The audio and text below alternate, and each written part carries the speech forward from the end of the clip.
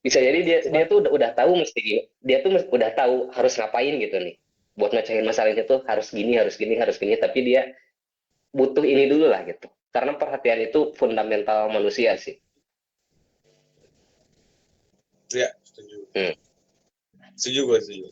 Kita sebagai lelaki memang harus bercerita ya. Kan ada istilah boys don't cry. Tai lah Hmm. boys don't cry itu. Laki-laki juga Hmm. nangis lah. Maksud gue nggak sekuat itu. Cuman mungkin kita emang nggak pernah yang namanya, ya bahkan gue udah lupa sih gue nangis kapan. Tapi maksud gue adalah kita tuh bisa cerita juga, iya benar sih. Gue setuju sama lu. Tapi yang gue maksud adalah gue jauhi teman-teman yang membawa masalah mulu. Ya bukan berarti dia ketika datang gue mau cerita ini, enggak gue nggak gitu. Gue dengerin pasti, cuman sebisa mungkin gue nggak pernah ketemu lagi. Karena gini bro, ini yang gue sempat baca-baca buku gitu. Jadi di buku itu menjelaskan bahwa kalau lu uh, apa ya, berteman dengan orang-orang yang emang membawa hal negatif, ya ibaratnya masalah dia punya masalah gini, ngeluh dan lain-lain gitu, cuman itu yang dia bisa ungkapkan gitu, lu jauhi gitu. Kenapa? Karena itu bisa menjadi hal buruk juga ke lu gitu. Nggak, keberuntungan Hmm. dia itu bisa kebawa ke lu juga gitu. Makanya kenapa Hmm. dijauhi, bukan berarti nggak didengerin, dengerin dulu oke, tapi setelah itu nggak usah ketemu lagi gitu. Ya intinya, tapi gini ya, kalau emang dia uh, mungkin sesekali gitu ya, kita lihat dia oke, tapi toto dia punya masalah ya, oke lah kita bantu, kita bagusnya bantu sih. Tapi kalau emang yang hidupnya tiap hari dia mengeluh, nah itu yang harus jauh itu. Karena ada loh orang yang mengeluh terus, itu ada. Dan Hmm. dia pikir mengeluh itu adalah menyelesaikan masalah gitu. Akhirnya dia nggak pernah ngakuin bahwa dia salah. Jadi apa, dia ngeluh nyalain orang?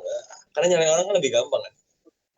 Jadi maksud gue makanya gue kadang mengklarifikasi omongan si Kevin yang sebelumnya tadi yang diomongin, kadang-kadang ketika ada orang yang ada masalah bukan berarti kita nggak mau dengerin, bukan berarti kita nggak mau bantu, bukan berarti kita nggak ngasih saran, bukan. Terkadang kita pertama yang kita pikirkan, semua orang pasti ada namanya, bukan kita buat kebutuhan, pasti orang punya kebutuhan juga, punya namanya buat, karena dia sayang, pertama yang dipikir itu dia sayang sama diri dia sendiri, buat tujuannya Hmm. buat nge dirinya sendiri, sebenarnya itu tujuannya buat orang, tujuannya emang karena dia buat diri dia itu lebih, apa ya namanya, naikin ratingnya dirinya gitu, makanya ketika ada itu lebih baik, ketika itu mendingan menghindar atau gimana sih, tapi dengan caranya lu masing-masing sendiri, bukan berarti lu nggak benci atau gimana, enggak, tetap lah sebagai itu tetap. Jadi makanya bagaimana kita bisa menyikapinya semua orang itu, pasti itu ada pelajaran, emang seperti itu Vin, itu emang benar, karena gue ngajarin itu juga, itu sih. Tapi gini nggak Fit? Ngehindar ngehindar itu kan emang mudah ya. Ngehindar itu emang Hmm. mudah. Anggaplah gini. Eh, lu nanti lu kan punya tujuan pengen banyak cuan kan, jadi pengusaha gitu. Dan lu suatu hari nanti pasti bakal dapet karyawan gitu. Dan gue yakin sih nggak semua karyawan itu ideal, ya kan? Awal mereka masuk nggak mungkin langsung ideal. Dan udah jadi tugas lu buat ngebentuk mereka jadi karyawan ideal, ideal bagi lu gitu, ideal bagi perusahaan lu. Nah, salah satu kasus yang tadi tuh ada orang atau teman yang ngeluh doang dan lu ngehindar, ya itu nggak apa-apa sih. Bener Hmm. nggak apa-apa, itu pilihan lu. Tapi bakal lebih baik kalau lu bisa ngerubah cara hidupnya. Hmm. Hmm. Dari step awalnya gimana ya? Menurut gue sih dengerin dulu. Lu jadi pendengar dulu. Pendengar yang baik bagi dia lah. Sampai dia Ya, makanya kadang gini, bisa. maaf dong gue potong, kadang kalian tadi ngomong kalau bisa sampai bikin dia ngubah hidupnya. Dan gue setuju juga. Itu jatuhnya kalau yang gue tangkap ya, sering gue tangkap pribadi gitu. Jatuhnya kita kadang secara, artinya kadang mengamalkan lah. Ibaratnya ngerti nggak sih? Mengamalkan beberapa orang yang benar-benar baik kan. Dan Hmm. kembali lagi kalau misalkan di luar dari mengamalkan ya, kembali kita juga kita kalau kita nolongnya apakah kita juga dapat kebutuhannya apa enggak nih, kadang-kadang gitu gue mikir gitu, gue juga kadang-kadang gitu, jadi apakah gue ikhlas kali ya apa gimana ya, jadi kesannya gue mikirnya aduh gue nggak ikhlas lagi nanti kalau misalkan gue mikirnya kebutuhan ya kan, gue udah nolong dia ntar ada dapat hasilnya nggak, secara asal gitu lah, nolong dapat hasilnya nggak ya, gue mikirnya gitu, gue pernah berpikir kayak gitu. Tapi kan kembali lagi ketika kita membantu dia nolong itu, kembali lagi ke diri kita, apakah kayak orang tuh menguntungkan juga atau enggak, maksudnya meminimalisir itulah, meminimalisir untuk bela diri kita lagi gitu, karena bukan berarti kita enggak sepenuhnya menolong dan mengubah dia gitu, tapi dia sama-sama gitu, kalau bisa sih, kalau gue gitu ya, kalau gue kadang memikirkan itu, enggak, bukan berarti gue jadi pahlawan, bener-bener pahlawan banget, enggak, maksudnya lebih ke memprioritaskan diri, bukan ego sih ibaratnya gitu sih. Kalau gue pribadi. Pertama ya, gua bukan orang sebaik itu gitu, jujur. gua bukan, pertama gua bukan orang sebaik itu. Tapi ini gua kurang lebih sama kayak Kevin, gua pengen punya usaha sendiri lah. Dan suatu hari gua juga pengen ngajak orang lain gitu. Maksudnya masukin orang lain buat bantuin usaha gua, kerja di gua lah gitu, kerja di perusahaan gua. Dan salah satu contoh kasus yang tadi tuh, ada temen atau orang yang kita kenal hidupnya ngeluh mulu gitu, terus kita bantuin rubah hidupnya. Ya namanya ngebantu kan nggak perlu bentuk materi ya, Vin. Kita bisa bantu kayak support pengetahuan lah, atau misalkan dia punya masalah ini kita kasih solusinya lah. Itu gua sebenarnya juga jadi benefit buat gua sih. Itu juga jadi benefit buat gua. Pertama gua jadi tahu cara nyingkapin orang kan. Tiap orang kan emang perlu disekapin beda-beda gitu.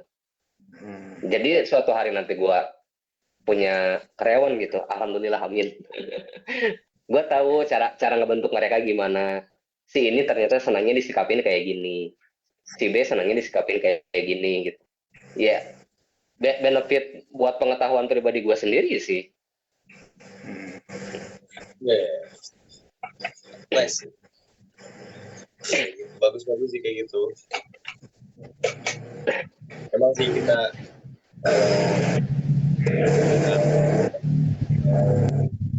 ada orang yang karena gimana ya, gue pernah lu bro, ini kisah yang cukup aneh sih, karena bukan aneh, lebih ke mungkin hampir tragis gitu. Gue punya teman yang emang waktu itu udah di ambang-ambang batas, atau dia di ambang-ambang dia udah pengen bunuh diri. Itu gila. Pokoknya dia ceritain masalahnya ke gue, dan memang stepnya panjang, dan dia udah hampir mau mati itu. Wah, itu gue ditelepon sama dia, dan itu udah di akhir-akhir ambang dia gitu. Lu bayangin, lu punya sahabat, terus dia nelpon lu, dia ngabarin dia dari pinggir kereta dan lain-lain. Apa nggak ngeri lu dihantuin malamnya gitu kalau dia mati? Kan gue takut ya. Pokoknya gue di situ gue menjelaskan semuanya ke dia dan lain-lain. Kalau masalah itu alhamdulillah pada intinya sih dia nggak jadi bunuh diri lah. Banyak hal, pokoknya singkat cerita dia nggak jadi bunuh diri. Ya gitu loh.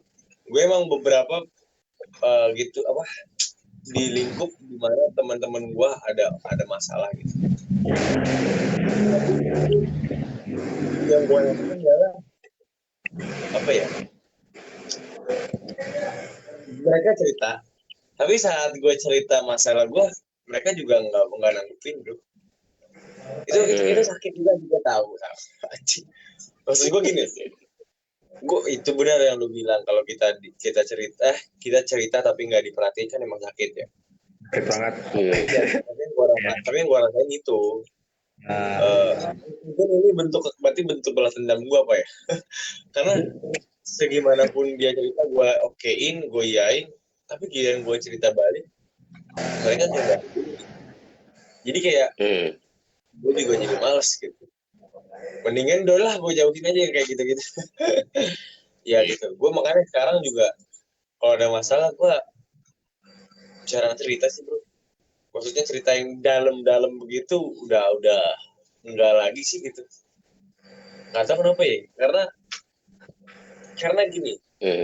Menurut gue cerita itu emang sih dia kan nggak nyelesain masalah gitu ya. Cuma sekedar cerita. Tapi emang dia lebih bikin lega hati ya kan.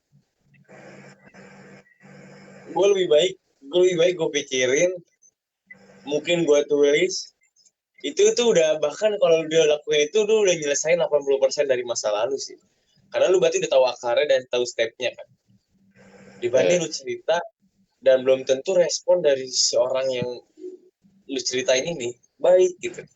Kadang kan lu cerita lu pengen dapet dia jawabannya itu sesuai ekspektasi lu kan, lu cerita nih lu gini gua gini, terus dia ngomongnya lain responnya nggak sesuai ekspektasi lu, itu makin masalah lagi bro. Bahkan lu kalau nggak salah lu pukul orang. Maksud gue gitu. Kan daripada cerita, mending gua ceritakan yang santai saja. lebih lega sih. Jadi Nah, tapi gini loh, Fir. Misal kayak Google, Microsoft, Meta, TikTok, atau perusahaan-perusahaan besar lainnya lah. Mereka kan memfasilitasi karyawannya wow gitu. Lu juga tahu kan difasilitasinya wow. Yang jadi pertanyaan tuh gini, apakah mereka memfasilitasi karyawannya karena mereka perusahaan yang besar, atau mereka jadi perusahaan yang besar karena mereka memfasilitasi karyawannya? Kalau menurut gua karena dia perusahaan besar dan memfasilitasi. Kenapa? Ini pandangan gua. Karena gua kan nonton Social Network ya. Nonton film Social Network tuh si Mark Zuckerberg ya, Facebook. Itu dulu karyawannya apa ya? Maksudnya dari gila-gilaan gitu kan, dia dari kecil dulu sampai dibangun apa yang gede. Itu kan dari beberapa karyawan doang tuh. Dari benar-benar gila banget. Hektik banget. Karena emang apa yang dilakukan oleh startup emang begitu sih. Maksudnya dia bahkan belum memikirkan cuannya gitu sampai berapa tahun tuh kalau dari startup ya. Karyawannya kalau bisa tuh di sebagaimana mungkin karyawannya itu dikit, tapi lu bisa ekstra biar gitu. Iya. Nah, karena ya bukan ke kuantitasnya, Fir. Misalnya kan karyawan emang dikit kan gitu. Tapi mereka diperlakukannya gimana? Apakah biasa aja? Diperlakukan biasa aja atau emang dari awal ketika walaupun karyawannya masih dikit ya, itu karyawannya udah difasilitasi ini itu, gaji yang lebih gede lah gitu dari UMK setempat mungkin. Bisa jadi kan? Bisa. Selama lu sendiri yang jalanin dari benar-benar lu bawah untuk membangun itu, pasti lu bakal ngerti kan apa ngerti sendirinya, karena lu itu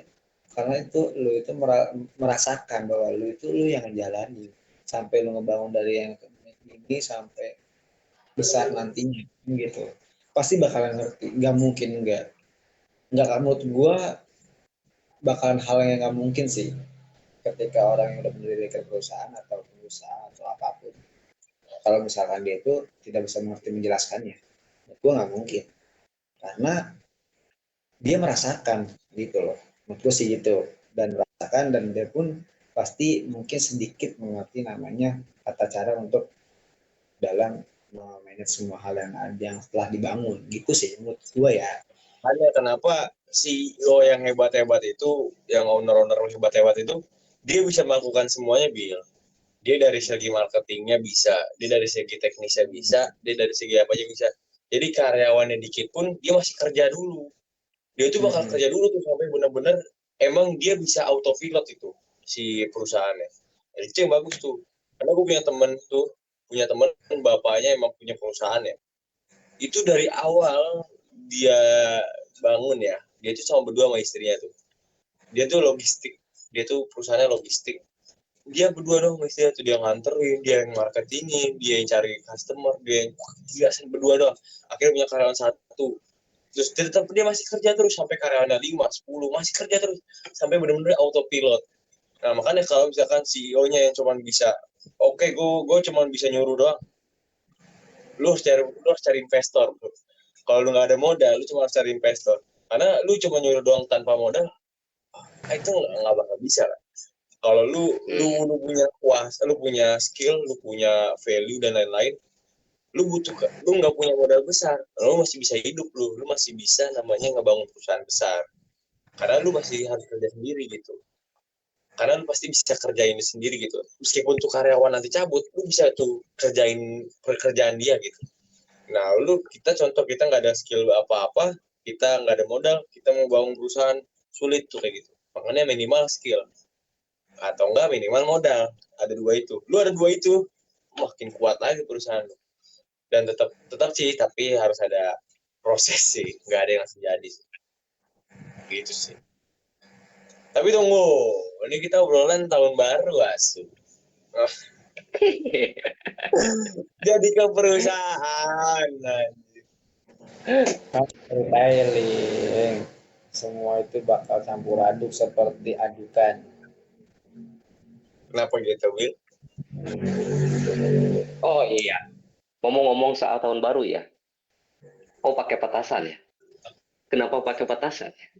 Kalau gua kalau ingat kalau gua lihat petasan ya, gua tuh ingat ke anime Pin. Entah kenapa gitu. Di tiap anime kan anime dibuatnya di Jepang ya. Pasti ngegambarin cara hidup orang Jepang dong. Iya. Nah, dan entah kenapa orang Jepang kayak ngelihat kembang api itu kayak sesuatu yang wow gitu. Padahal kan itu sesuatu yang bisa dibuat ya gitu. Kalau misalkan ke pemandangan lah oke lah, karena emang kita nggak bisa inilah apa ngebentuk bentuk gunungmu kayak gimana nggak bisa kan kita. Kalau petasan kan mau lo jadi bentuknya Happy New Year, warna biru, warna pink itu kan bisa lo konstruksi gitu. Kenapa? Kenapa ya gitu? Karena Kenapa harus menurut gua petasan? Jepang kan dewanya matahari, bro. Dia nggak perasaan kayak mungkin cahaya bagi dia ya. Gue juga nggak ngerti sih. Karena yang lu bilang tadi identiknya dengan petasan, kenapa begitu gue juga nggak tahu. Iya ya, apa jadi identiknya dengan petasan? Kenapa tahun baru identik dengan petasan? Kenapa tahun baru identik dengan party? Bukan ya, tapi bukan tahun baru Masehi doang loh.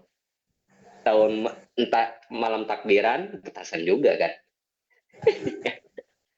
Sesuatu yang dirayakan ya. Kenapa orang merayakan dengan petasan? Itu Padahal petasan itu malah menyebabkan pemanasan global juga nggak sih? Kenapa sih diidentikan dengan kayak orang tuh ada surprise gitu, kayak orang surprise dengan cara yang berbeda-beda gitu. Maksudnya apakah emang itu dari takdiran untuk dengan cara itu yang dirayakan? Maksudnya gini loh, ada nggak sih gini, ada nggak sih gini loh, yang hal yang dirayakan kadang-kadang bikin dia sedih lah, biar bisa merayakan. Itu termasuk merayakan nggak sih?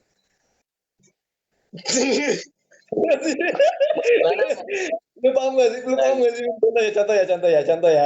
gue masih Ini belum gue, paham aja. contoh ya. Ini yang dirayakan ya, contoh ya. Ini contoh kayak ulang tahun deh, ulang tahun. Gue gak mau ada badut, gue gak mau ada balon, gak ada ulang tahun, gak ada apa-apa, gue udah yang penting gue bikin dia nangis aja. Itu terus dirayakan gak sih? Kenapa dibikin nangis aja? Ya maksudnya, maksudnya, jadi maksud gue gini loh. Jadi emang karena lu pengen lihat lu cuman dia nangis terus lu bahagia sendiri aja, itu rasa lu bahagia aja buat pribadi sendiri gitu loh. Itu termasuk perayaan buat sih, ya nggak sih? Nggak ada pesta, nggak ada apa, tapi lu menjulitkan semua hal itu gitu. Itu termasuk perayaan bukan? Mas perayaan bukan? Bukan. Kan, berarti menjulitkan ya, menjulitkan, mengledek. Tapi lu bahagia, Pin. Kalau enggak, oh, gua jarang buka KBBI sih, jadi gua nggak tahu menurut KBBI perayaan itu gimana. Iya, perayaan itu seperti gimana gitu ya. Susah.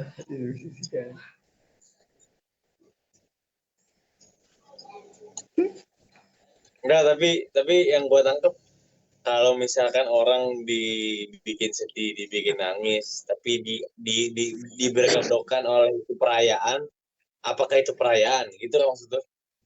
Iya, maksud gue gini loh, Pin. Hal-hal kata yang dirayakan berarti kan bertujuan untuk berbahagia semua dong. Dengan Oke. tujuan berbahagia dong. Oke, contoh. Ketika gue nganjut seseorang sampai dia nangis, memang dia nangis, tapi gue bahagia. Itu berarti merayakan apa? Merayakan bukan? Ya, Maksud gue gitu loh. Jadi hal yang dirayakan kalau itu ini universal itu seperti apa sih yang benar-benar didefinisikan dirayakan itu singkatnya ini gitu atau pesta atau gimana gitu. Gitu maksud ya gua. itu kan berarti kan dari dua sisi pandang yang berbeda tuh. Berbeda. Dari orang yang ngejahilin itu dia adalah perayaan.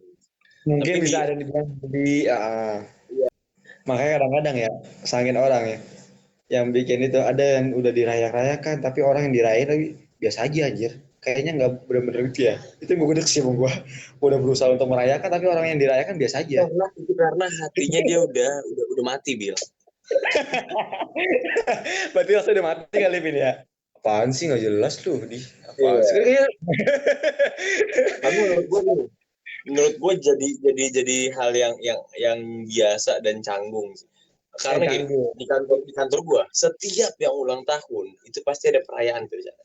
Pasti ada yang tahu happy birthday to you gitu. Pasti ada dan yang ulang tahun wajib, bukan wajib, lebih ke dia pasti mau nggak mau harus mentraktir kan. Entar dia beli pizza yang gede, entar dia beli donat, beli martabak, terserah kan. Apapun itu, setiap yang ulang tahun pasti ada yang kayak gitu. Dan jadi gue mikir, jadi nggak surprise lagi nggak sih? Ya yang setiap ada ulang tahun terjadi kayak gitu aja, monoton aja, pasti ada perayaan, pasti ntar dari toilet happy birthday to you gitu. Monoton gitu, bosan. Di kantor lu yang traktir yang ulang tahunnya, Fit? Iya. Oh, di kantor gua yang ulang tahun malah yang ditraktir. Iya, enak begitu. Harusnya begitu sih. Di barat begitu Nah, aja. lo berdua nggak traktir gua. Gimana? Si Kevin yang parah nih, si Kevin yang parah. Padahal gua ulang tahun bulan Desember loh. Iya, birthday to you. Mau pengen duit loh. Tapi siapapun di ulang tahunnya di Desember, selamat ulang tahun. Semoga bahagia selalu, sehat selalu, dilancarkan urusan di dunianya. Ya pokoknya selama di sebelum menjelang pengakhiran tahun yang dari awal bulan 1, bulan 2, bulan 3, bulan 4, bulan 5 sampai bulan 12 yang merasa yang menonton ini yang belum gua kenal yang gua kenal yang gua belum ucapkan selamat ulang tahun untuk menambah usia dan menjadi lebih baik sebelum pergantian tahun berikutnya. Iya dong. Gini, Iya dong. Oke lah, kita bahas terakhir lah, tadi kan gue ngomong tentang dua sisi ya. Gue ada cerita menarik bro dari dua sisi. Nggak dulu sih anjir. Intinya ada satu kisah di mana cowoknya ini dia nolongin ceweknya yang lagi jatuh, ya, pegangan gitu, ceweknya lagi jatuh gitu dari tebing gitu ya, pegangan gitu. Nah, si ceweknya ini dia kan mau jatuh, dia harusnya ditarik sama cowoknya kan, tapi dia pikir kenapa nih cowoknya nggak narik gitu kan. Si ceweknya nggak tahu padahal si cowoknya ini di atasnya itu lagi ketimpa batu, jadi dia di tebing tapi dia ketimpa batu badannya. Nah si cowok ini merasa kenapa nih si cewek kagak mau naik gitu. Maksudnya dia bantulah badannya untuk narik badan dia sendiri gitu kan. Jadi kan lebih gampang untuk ditarik, ya kan? Kan dia udah posisi jatuh Jadi ya. jadi tapi dua-duanya saling ngelihat nggak gitu? Saling Iya ngelihat. tarik yang iya, ya ini di tebing nih, tarik yang gini, ya kan? Jadi dia mau jatuh nih ceweknya nih pegangan. Ini cowoknya di tebing gini, dia pegangan nih tarik-tarikan gitu. Nah, Hmm. si cowok ini di sini, dia tuh ketimpa batu. Tapi cewek ini nggak tahu kan, dia nggak bisa ngeliat kan dia ketimpa batu cowok ini, ya kan? Tapi si cowoknya ngelihat ngelihat si cewek mau jatuh gitu. Ngeliat Ngelihat. ceweknya, Nah, tapi kenapa? cowoknya ini merasa Nah, kok cowoknya ngerasa kok cowoknya mikir gini, kok si cewek nggak bantuin gitu? nggak bantuin, Kenapa dia mikir? dia tuh nggak bantuin pegangan tebingnya buat narik badan gitu, nggak bantuin, nggak, jadi kayak cuman megang doang gitu, nggak ada usahanya gitu, ngerti ya? Nah, Oh, si cowok ini nggak tahu bahwa nih di sela-sela dia pegangan gini, di sininya itu ada ular. Jadi ceweknya pun nggak takut untuk pegangan tebingnya itu, ngerti gak? Jadi ceweknya ini nggak hmm, berusaha untuk menarik badannya dia. Jadi dia lebih ke hmm. berharap cowoknya aja narik tangannya gitu. Sementara si cewek ini dia nggak tahu cowoknya ini ketimpa badannya di belakang. Ya, dari situ aja sebenarnya udah kelihatan kan. Mereka hanya melihat dari sisi dia. Ya, mereka hanya melihat dari sisinya dia bahwa si cewek ini nggak mau berusaha. Dari cewek ini melihat si cowok ini kagak mau nyari gitu. Padahal mereka tuh punya masalahnya masing-masing. Paham sampai sini? Paham gue. Hmm. Itulah pelajaran buat kita, bro. Kenapa? Karena kadang kita hanya melihat dari sisinya kita. Kita merasa nih, kita tim. Kok si dia nggak mau kayak gini-gini sih, gitu kan? Kita merasa dari sisinya kita doang nih. Ah, ini dia males nih. Ah, dia ini nggak mau berusaha dan lain-lain. Tapi kita nggak pernah tahu dia tuh sebenarnya lagi ada masalah ini, masalah itu. Ada ular di tebing, jadi dia takut pegangan. Intinya ada masalah yang kita nggak tahu. Begitu juga dengan sebaliknya ya. Kenapa sih ini nggak mau ini? Karena dia juga punya masalah tertentu gitu. Oke? Nah, jadi kita sebagai manusia, sebagai orang yang bersosialisasi, harus untuk berusaha kita berada di posisi dia. Posisi kalau kita jadi dia, ada masalah apa sih sehingga dia nggak bisa melakukan ini? Gitu. Kalau kita bisa melihat sisi pandang itu, nggak hanya melihat dari sisi pandang masing-masing sendiri, maka kita bisa menyelesaikan masalah orang dan menyelesaikan masalah kita dan menyelesaikan masalah tim. Maksud gue gitu. Itu tentang dua Hmm. sisi. Jadi kita nggak bisa melihat segala sesuatu itu hanya dari sisi pandang kita. Kita harus berusaha menjadi orang tersebut. Kenapa dia suka marah-marah sih gitu kan? Nah, dia punya masalah tertentu sehingga oke, berarti kita maklumi atau kita bantu kan gitu. Ya udah gitu. Makanya gue dari awal bilang kalau ada temen yang ngeluh mulu dengerin dulu. Gue dari awal ngomong gitu. Nah, tapi lu harus dari sisi pandang gua, bro. Kenapa gua nggak mau melakukan Nah, itu? Kan gitu kan. karena lo nggak ngelihat sisi pandang dari sisi pandang dia. Ya itulah. Itulah paradoks sisi pandang. Hanya itu pada intinya kata yang paling benar adalah saling ngerti. Saling ngerti juga nggak cukup kalau nggak mau saling berusaha sih. Ya itu maksud gua, asal berusaha juga dong. Ya Yang nggak ngerti mungkin doang nggak berusaha percuma, bro. lu juga nggak mungkin ngerti kan kalau nggak lu berusaha. Nggak ngerti lu pasal tamu satu Oke. kalau nggak gimana sih? Gitu Oke, aja. lo salah. Lo pin lo mandang dari sudut pandang lo nggak mandang dari sudut pandang Abil. Paradoks sisi Simpel. pandang ini. Bagus. Bagus, simpel banget, bagus. Itu juga setuju, simpel, simpel. Ya. Simpel itu, simpel banget. Itu contoh simpel, simpel. Benar-benar. tapi emang tapi emang agak sulit ya sisi pandang Abil ya. Nah, ratingnya terlalu teratas atas rata-rata kayak gitu. Saking rata-ratanya overload, overload, overload. Ya udah. Paling itu aja ya untuk malam ini ya. Ya, sekedar curhat kali ya. Curhat mau tahun baru. Sekarang mau tahun baru aja, sekedar ngalur ngidul aja. Penutupan sebelum tahun baru. Oke. Oke. Selamat merayakan tahun baru. Oke, sehat-sehat selalu untuk orang-orang yang menafkahi dirinya dan menafkahi keluarganya. Amin. Sehat-sehat selalu ya Pak. Lu dong, masing-masing sehat-sehat selalu. Terima kasih Kevin. Buat yang di luar sana dan menonton video ini untuk pengakhiran tahun, semoga yang mungkin lebih selalu semangat dan terus berjuang dan semaksimal mungkin. Gue tahu pasti bisa kok semua orang. Good luck lah kawan. Oke. Oke, sehat-sehat selalu buat orang-orang baik. Semoga rencana di tahun ini yang nggak terlaksana, di tahun depan rencananya bisa terlaksana. Oke. Sehat-sehat selalu untuk orang-orang yang udah sampai titik darah penghabisannya, dia nggak jadi menyerah, tapi dia tetap melanjutkan masalahnya, menyelesaikan masalahnya. Sehat-sehat selalu. Ngalor ngidul. Yaudah. Kalian semua keren. Weh. Tepuk tangan untuk kita semua. Standing ovation. Tepuk tangan untuk kita semua. Yaudah ya, sampai jumpa di 2024. Oke, thank you. Good luck.